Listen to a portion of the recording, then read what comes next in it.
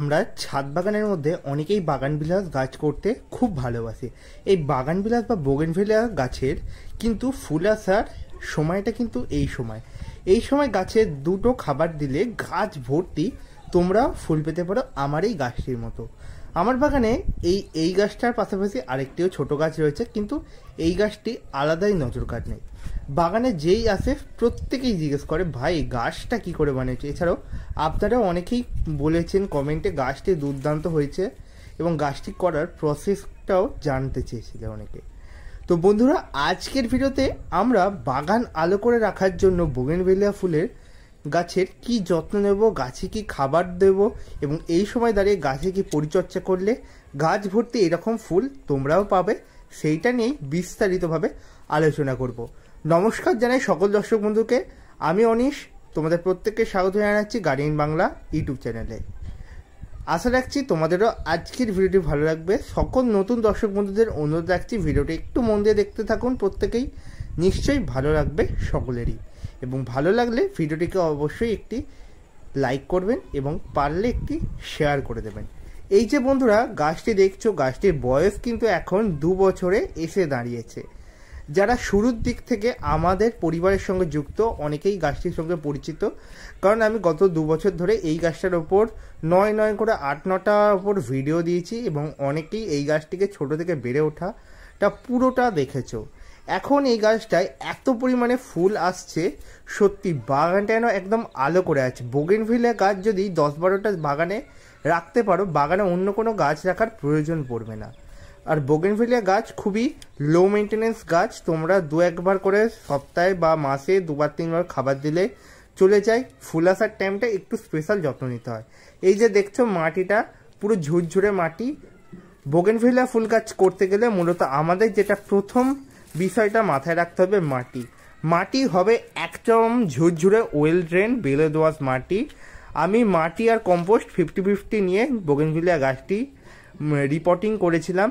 তো এই রিপোর্টিংয়ের পর নর্মাল গাছে খাবার দিয়েছি, যে দুটো খাবার দেওয়ার কারণে গাছে এত ফুল এসেছে সেই দুটো খাবারই আজকে দেখাবো। আবারও প্রয়োগ করছি, মাসে 1বার খালি এই দুটো খাবার দিন, আর অন্য কোনো খাবার দেওয়ার প্রয়োজন পড়বে না। কোনো কেমিক্যাল সার গাছে স্প্রে করতে হবে না, কোনো এনপিকে সার গাছে স্প্রে করতে হবে না। এবং ফুলের ভেরিগেশনটা দেখেছেন, সত্যি চোখ কাড়ার মতো। এবং গাছটা একদম আমার 3তলার ছাদের উপর রয়েছে, যারা রাস্তা দিয়ে যায় তারাদেরও চোখ টানে। এই যে বন্ধুরা প্রথম যে খাবারটা গাছে তোমাদের দেখাচ্ছি, 1 চামচে আমাদের গাছে দিতে হবে এনপিকে 15-15-15 সুফলা। এটা এনপিকে 15-15 সুফলা, নট 10-26-26 সুফলা। এই এনপিকে 15-15-15 সুফলা তোমরা আমাদের নার্সারির জগতে যারা পুরাতন রয়েছে অনেকেই এই সারটির সঙ্গে পরিচিত, মানে গাছের জগতে। এবং যারা নার্সারি ভিজিট করো অনেকেই দেখেছো এই সারটা নার্সারিতে গাছে প্রয়োগ করে। এটি কিন্তু দুর্দান্ত কাজ করে। একটা ব্যালেন্স এনপিকে হিসেবে এনপিকে 15-15-15 গাছে প্রয়োগ করলে খুব ভালো কাজ দেয়। দ্বিতীয় সার, এটি আমরা অনেকেই দেখে গুলিয়ে ফেলি এটা ডিএপি সার না টিএসপি সার।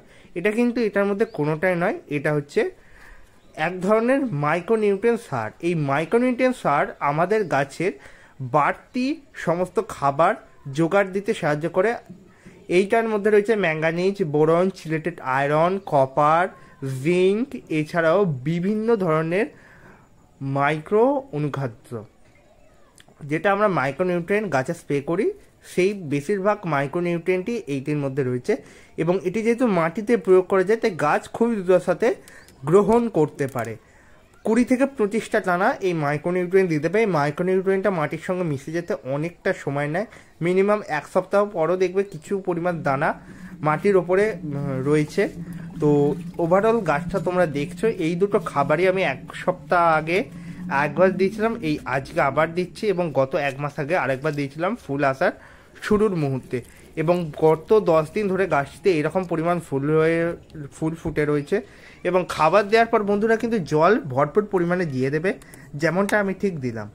আর এই গাছটিকে এমন জায়গায় তোমাদের রাখতে হবে যেখানে দিনে অন্তত পক্ষে 1টা থেকে 2টার টাইমটা পর্যন্ত পুরো টানা রৌদ্র পৌঁছায়।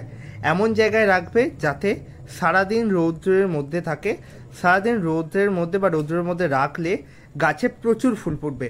এবং বোগেনভিলিয়া ফুলের গাছ এমন একটা ফুল গাছ, টাইম হলে নিশ্চয়ই ফুল দেবে আর প্রচুর পরিমাণ ফুল দেবে। যারা ছোট্ট একটু একটু যত্নগুলি করতে পারবেন, একদম গাছ ভর্তি ফুল। এবং গাছের ভেরিগেশনটা তোমরা দেখতে পাচ্ছ, খুবই অপূর্ব।